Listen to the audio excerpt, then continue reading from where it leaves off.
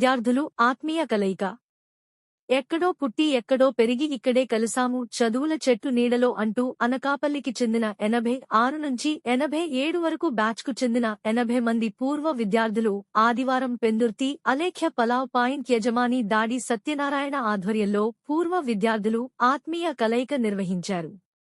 80 మంది పూర్వ విద్యార్థులు 2 బస్సులలో వచ్చి ఒకచోట సమావేశం ఏర్పాటు చేసుకుని నాటి నుండి నేటి వరకు కుశల ప్రశ్నలతో, పాత ముచ్చట్లు పలకరింపుతో, ఆహ్లాదకరమైన వాతావరణంలో తాడిపూడి రిజర్వాయర్ ప్రాంగణంలో ఆటపాటలతో, బోట్ షికార్లుతో ఎంతో ఉత్సాహంగా, ఉల్లాసంగా ఆత్మీయ కలయికతో విందు వనభోజనాలతో ఏర్పాటు చేసుకున్నారు.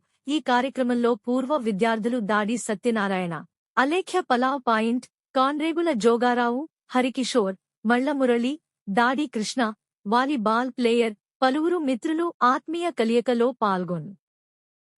అనంతరం ఈ ఆత్మీయ కలయికలో మిత్రులు